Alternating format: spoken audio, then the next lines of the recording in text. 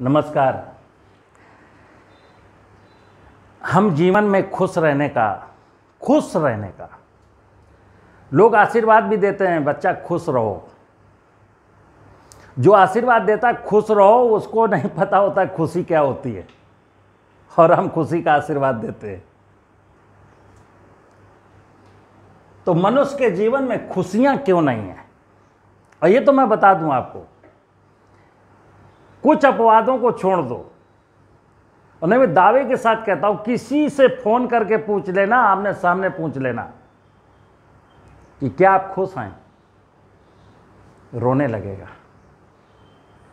मुस्कुरा के कह ही नहीं सकता कि हां मैं जीवन में खुश हूं, और ये वास्तविकता है, वो खुश है ही नहीं। और आप पूछ क्यों रहे थे कि आप खुश हैं?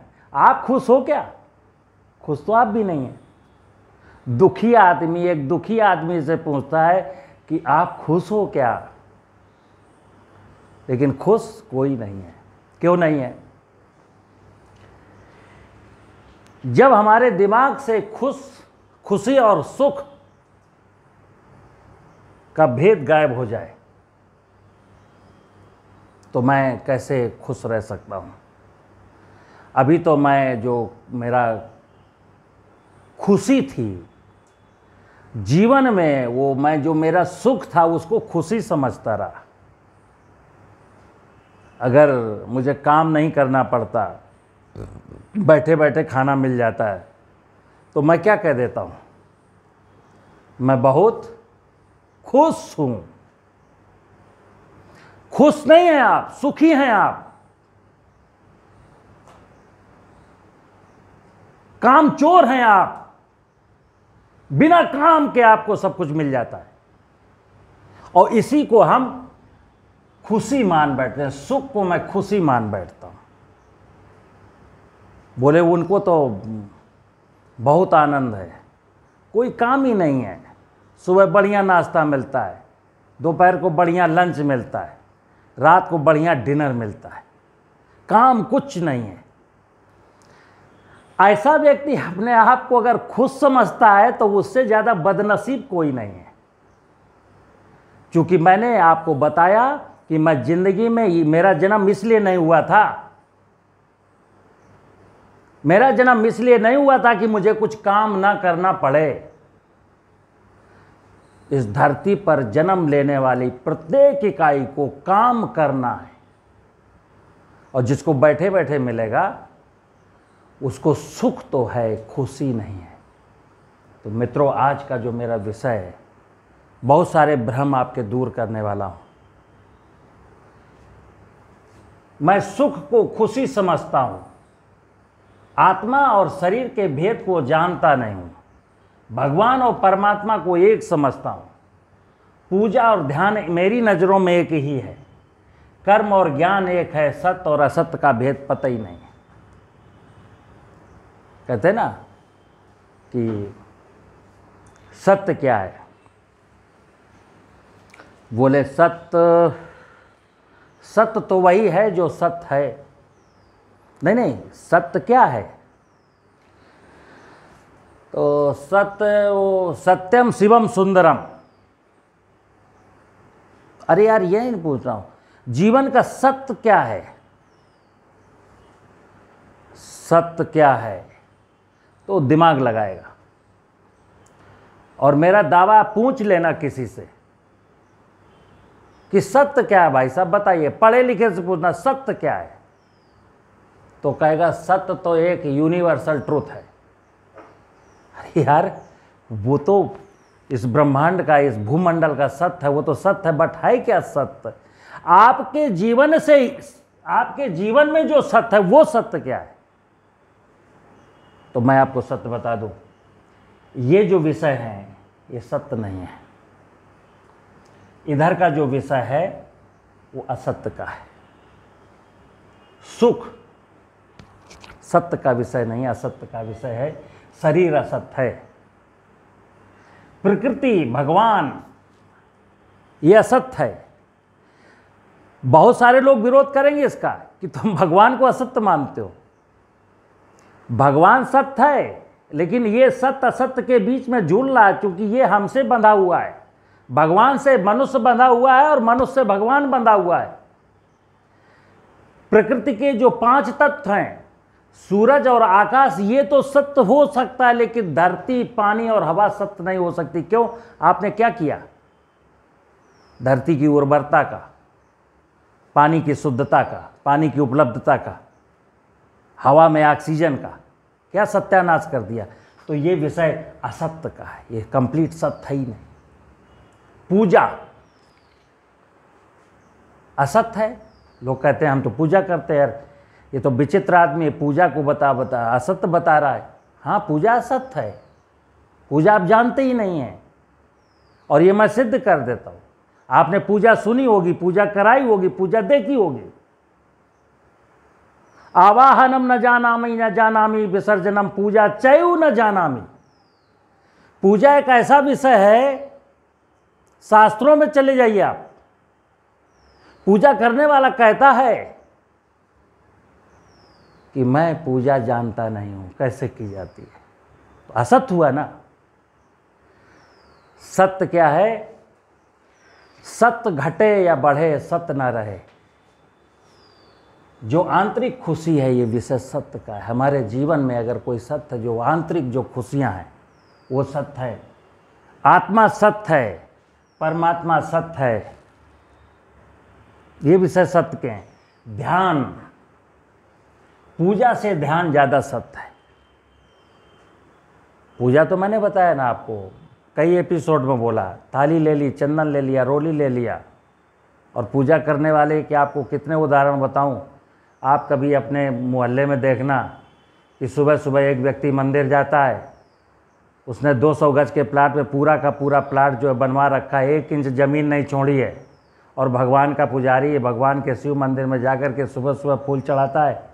और जो शरीफ लोग थे, जो भगवान को जानते थे, जिन्होंने 200 वर्ग गज के प्लाट में 50 वर्ग गज जमीन छोड़ करके फूल पत्तियां लगाई हैं, उनके घरों के पौधों से फूल तोड़ता है। मतलब फूल हमने लगाया, तोड़ करके भगवान को समर्पित करेगा वो। ऐसी पूजा, इस पूजा को सत्य समझेंगे।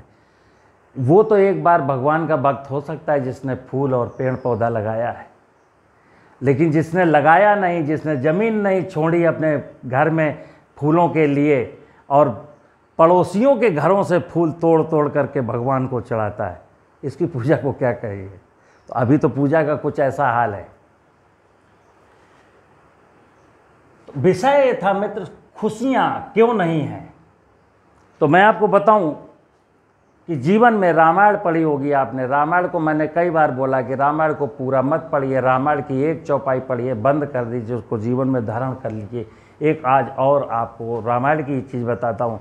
जो इच्छा करी हो मन माही, राम कृपा कछ दुर्लभ नहीं। अब यहाँ देखिए कितना सरल सा विषय इच्छा का है। आप जीवन में ओरिजिनल भाव देखिए कि आपके जीवन की इच्छा क्या है।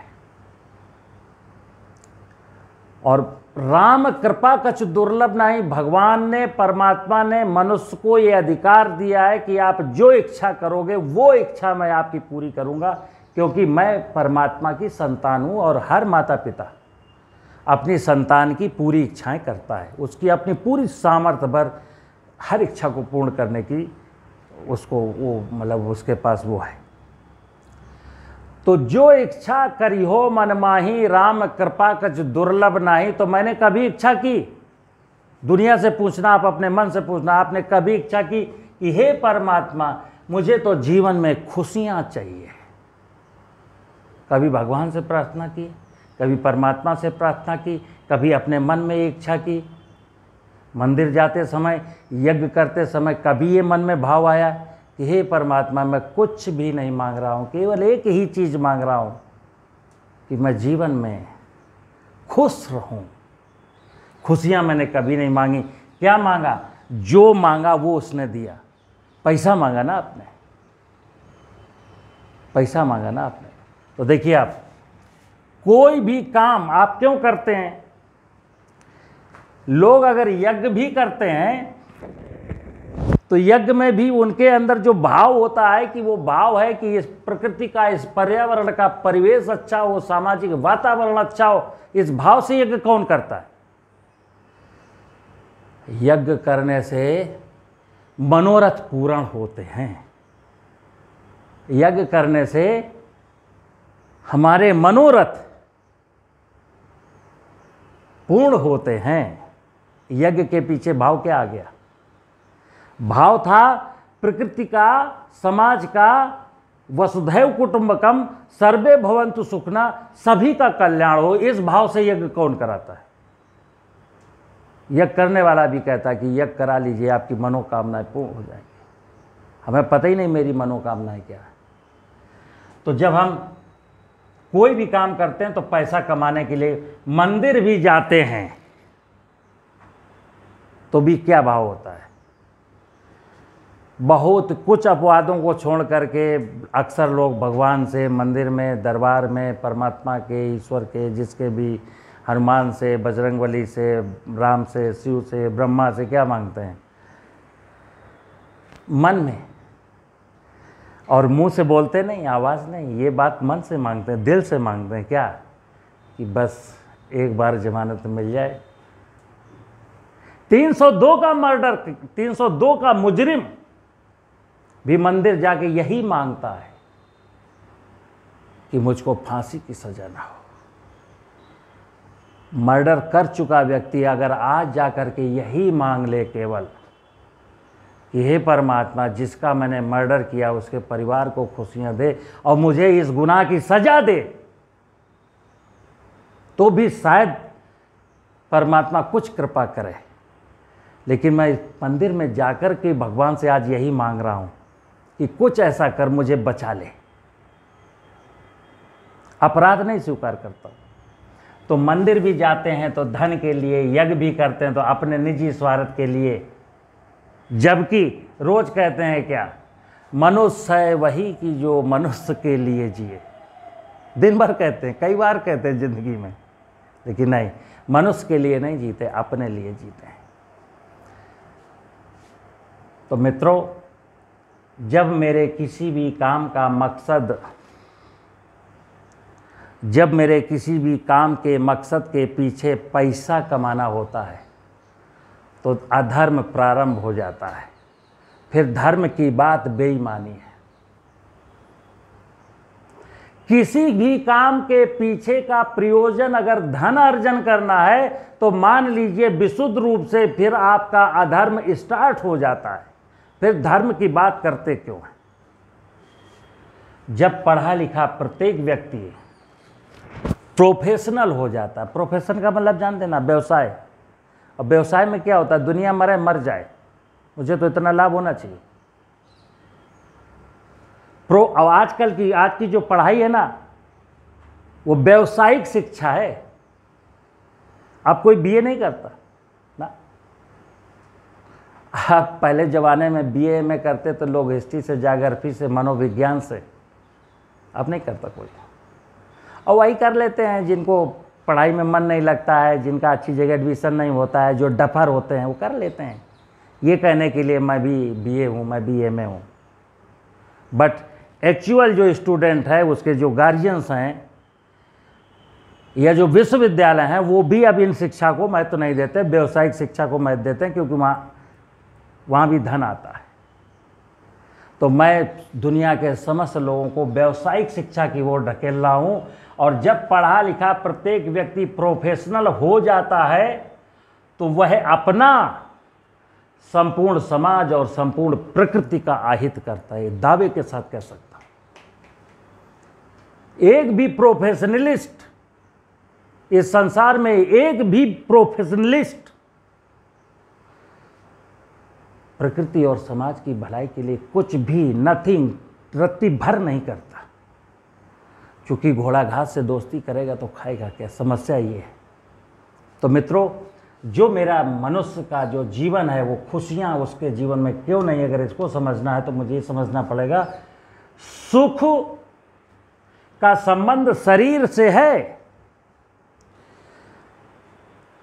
खुशी का संबंध आत्मा से है। ध्यान रखिए आप, शरीर और आत्मा दो विषय अलग अलग हैं। सुख शरीर को मिलता है, काम नहीं करना पड़ता, इससे आत्मा को कोई दिक्कत नहीं है। काम करो या ना करो, काम नहीं करना पड़ेगा तो शरीर आनंद करेगा, शरीर को सुख मिलेगा। लेकिन काम करने के बाद आत्मा को खुशी मिलेगी कि आज का दिन मेरा सफल हुआ। आपको नींद अच्छी आएगी कि आज मैंने कुछ अच्छा किया। तो सुख का संबंध शरीर से है, खुशी का संबंध आत्मा से है, और शरीर का संबंध भगवान से है। शरीर को भगवान ने बनाया, भगवान पालता है, और मरने के बाद भगवान में मिल जाएगा। लेकिन आत्मा का संबंध परमात्मा से है, जो फिर अपने सोल में समा जाती है या परमात्मा के निर्देश पर किसी दूसरे शरीर में प्रवेश कर जाती है। शरीर पूजा करता है, हमारे हाथ पांव यही पूजा करते हैं, आत्मा कभी पूजा नहीं करती। पूजा का मतलब है भगवान की व्यवस्था, प्रकृति की व्यवस्था को सजाना, कर्म आता है यहाँ पर, कर्म। तो पूजा का मतलब है भगवान की प्रकृति की व्यवस्था के निमित्त पूजा की जानी है, जबकि आप तो एक कागज के कैलेंडर की पूजा करते करते मर जाते हैं। पूजा का मतलब ही है कर्म। परमात्मा का मतलब है ध्यान, एक ही ध्यान करना है, जो मैंने उसमें पहले वाले में बताया कि मेरा जन्म क्यों हुआ है। परमात्मा, मैंने क्या गलत किया, ध्यान करिए। आप पिछले दिनों में क्या गलत करके आए हो, वर्तमान में क्या गलत कर रहे हो, भविष्य में गलतियां सुधारोगे कैसे। परमात्मा के सामने बैठ करके हाजिर नाजिर हो करके उससे अपने तारतम्य को जोड़ करके ध्यान करना है। परमात्मा कहते हैं ना, परमात्मा का ध्यान करो, परमात्मा को आत्मसात करो, उससे अपना संबंध स्थापित करो, यही पूछना है। ध्यान करो, क्या ध्यान करो, क्या करता हूँ, क्या करना था, क्या नहीं करना था। यानी अगर मिस्टेक हो रही तो मिस्टेक को सुधारना, ध्यान करिए। और ज्ञान और सत्य, तो ये सुख और खुशी, शरीर, आत्मा, भगवान, परमात्मा, सारे विषय हैं। अभी जो जीवन में खुशियां नहीं हैं, वो खुशियां इसलिए नहीं है कि मैंने इन सब को एक ही भगोने में डाल करके खिचड़ी बना दी। मतलब ना आलू की सब्जी ना टमाटर की सब्जी, पता ही नहीं क्या ये, और सबको इन शब्दों को खिचड़ी करके, और इसी को कहता हूँ यही धर्म पी ले, और इनको घोल घाल के पिलाया जाता है। आपका कर्तव्य है, पिलाने वाला तो प्रोफेशनल है, मैंने फिर बताया। जो आपको ज्ञान और भक्ति के रास्ते पर ले जाने वाला, वो भी प्रोफेशनल, वो भी कभी नहीं चाहता कि आप सत्य से परिचित हो सके, क्योंकि जिस दिन आप सत्य से परिचित हो जाएंगे उसकी दुकान बंद हो जाएगी। दुनिया के 7 अरब लोग अगर इन विषयों को समझ जाएंगे तो जाने कितने अनगिनत लोगों की दुकानों पर शटर गिर जाएगा, ताले लग जाएंगे। वो तो कभी नहीं चाहेंगे। तो आपको क्या ज़रूरत है, आपके साथ तो भगवान है, भगवान गुरु है, भगवान ने पैदा किया। आप स्वयं करिए ना, स्वयं भगवान से मांगिए ना, जो कुछ भी देना है लेना है वो देगा, लेगा। विवेक का केवल इस्तेमाल करना है, और अंतरात्मा के आधार से और अपने दिमाग को एक सामंजस्य बिठा करके जीवन जीना है। नमस्कार।